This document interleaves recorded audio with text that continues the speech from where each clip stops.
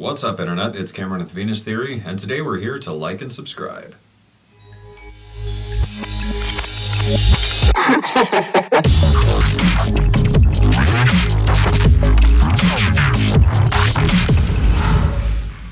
Alright guys, so today we're here for a new neuro-based patch in Serum. This is kind of inspired by guys like Skope and Billain and Spor and stuff like that. So this is kind of more of a DnB patch overall, I would say. However, you can do whatever you want with it, because there are no rules. So let's hop in Cubase and get started.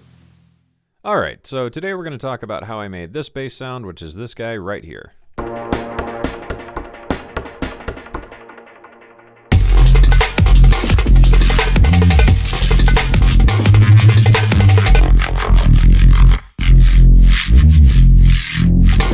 So you can hear it's a pretty big, bad, beefy monster bass. So how did I do this? So let's open up the final bass. So there's a lot of stuff going on and a lot of LFO usage and some envelopes and macros and all this crazy stuff. So the original bass idea started as kind of a thought experiment of morphing from a sine wave to a square wave. So what I did is if you hit this little pencil icon here, you can make your own wavetables. So if you just draw in this first harmonic, you get a sine wave. And I just drew in a little bit of the second one, about like so. So then what I did is just make like 5 or 10 more different little wavetable points. So in this next one, what I might do is, actually let's crank this up to something bigger. If you hold shift while you do this, you can drag both of them at the same time. So sure. And then what I did is just start adding in little differences. So sure, and then maybe here, and then there, all right, and then maybe that. Sure, interesting. So now we can move to the next one and start messing around with this more.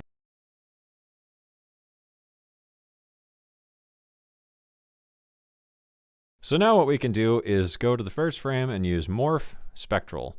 So now we get all 256 frames of this wavetable. So if we go back and we play through it and go with the wavetable position, you can see that it changes and it morphs.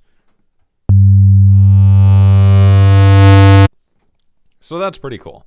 So right away I wanted to drop it down an octave and start messing with noise. So if we turn on the noise oscillator, what I wanted to do was FM with noise.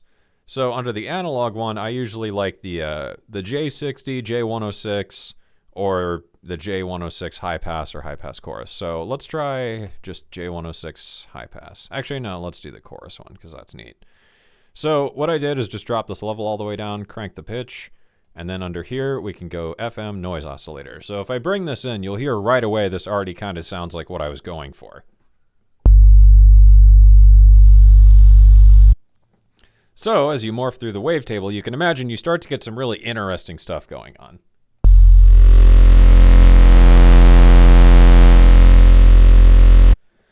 So this is a really nice way to make some kind of cool basses with that really, I don't know how to describe it, that kind of soft high end. So what I wanted to do now is just kind of move through this wavetable and just, find a good spot. So let's just say that. You'll want to turn off BPM and anchor and just turn this guy down to something nice and slow. So now this will kind of automatically do its own thing. Cool, so that sounds good. Maybe a bit faster because that's not really doing much of anything. Sure. So then what I wanted to do is automate the pitch of the noise a little bit, because when I drop the pitch, it starts to do some kind of weird and interesting things because of the FM.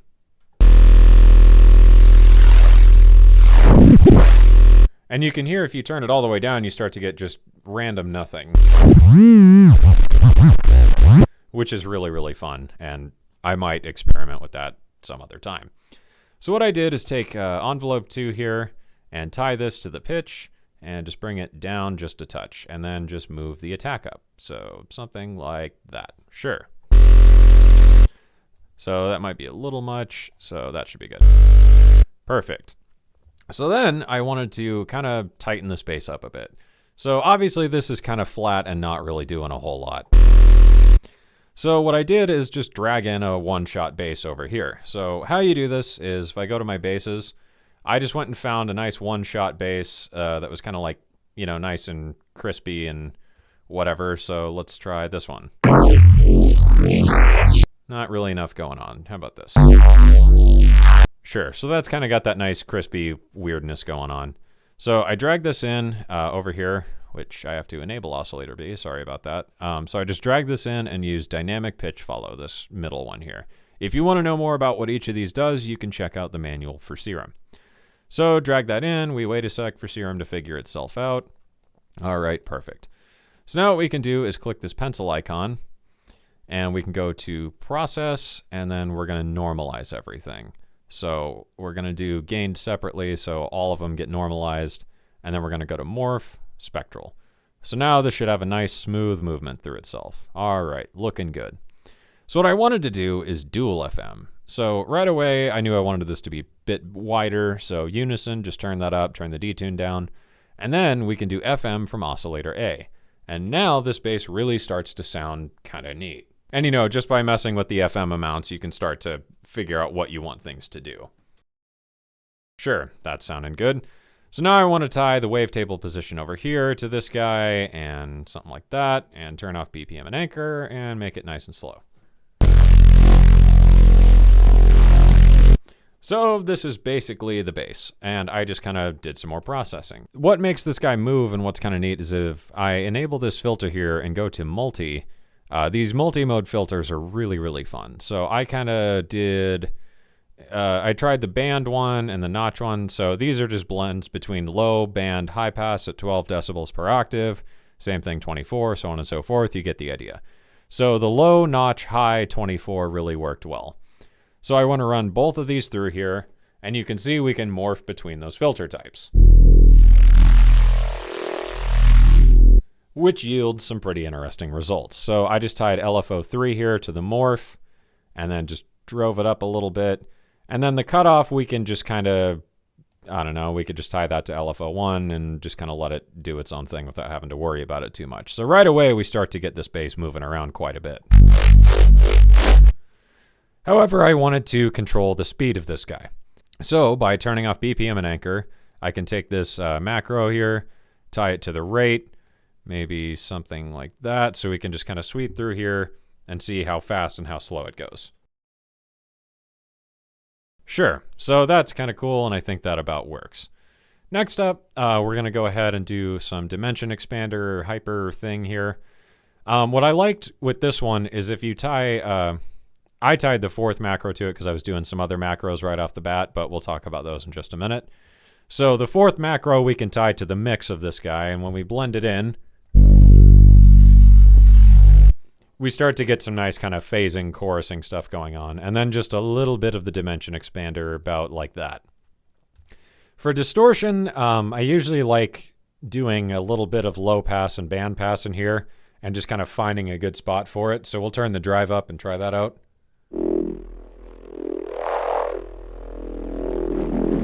So right about there is nice and growly, so we can just drop the mix to like 50% or so, maybe increase the drive a little bit. Sure, that sounded pretty good. Usually flanger and phaser are really good before the distortion to kind of enhance that tearing movement, so I think we'll go with a phaser this time around. And just kind of a nice slow rate, a little bit of depth, and then we'll turn the feedback down, and then the mix at like 30 to 50%, something like that. So that's cool, and then we could just mess with the frequency and find a good spot. Right about there sounding good. So next up what I did and why I used these other two macros is I wanted a filter. So I like the band pass here because band passes are always good with like neuro-y stuff. So what I did is tie this second macro to the cutoff and the first one to the mix, or third one, sorry, to the mix. Turn the mix all the way down, something like that. Cutoff, I want it to affect pretty much the full range, so that should be good. Drive, fat, all right, looks great. So what's cool now is I can blend in the band pass and then mess with the band pass. So I could turn it on or off at any time. Which, if I mess around with it, you'll hear it gives you some really kind of cool movement opportunities. So with the band pass totally enabled, that's neat. And then, you know, band pass mixed in just a bit. So that's a really nice way to get a lot of kind of complex movements without having to make 6 or 7 different basses. So the last couple things I did here with an EQ, I turned it to the peak mode here and drove it up a little bit. Nice wide Q. And then I just like to tie this frequency to the LFO here, which we can control the speed of. So range about like that should be nice. And if we turn up the speed, that's good. And then the shelf here, we're going to turn the gain down and tie that to this as well. So something like that.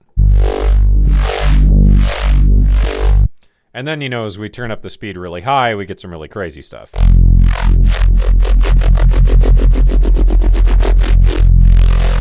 So as you can imagine, this is a pretty flexible bass all around. There's a lot you can do with it. And, you know, a lot of other kind of weird, interesting things that you can make with just this one sound. And I did resample this, and I was an idiot and didn't really save it to show you guys, but I just kind of did this bass and messed with a bunch of movements and recorded it out and then bounced it and sent it to Contact, and like that was super duper fun. So a couple other things we can do here. We can turn our pitch bend to an octave, something like that, and we can learn all our macros to our controller, which I'll do now. So now as I mess around with these and kind of play it, you'll hear that there's a lot of cool, just different things you can make this bass do. So let's just play around for just a sec.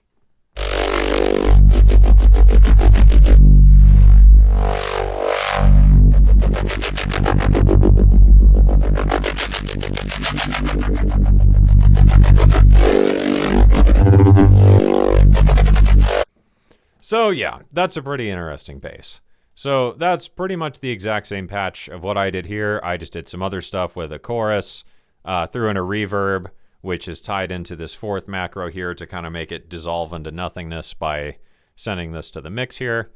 And yeah, that's pretty much the entire bass. So it's a really, really neat sound. And I think this is probably one of the more interesting basses that I've done recently. So aside from that, afterwards, I just threw this through an H comp to get some soft clipping. A little bit of Saturn here, just kind of little touches of drive to, you know, bring it out.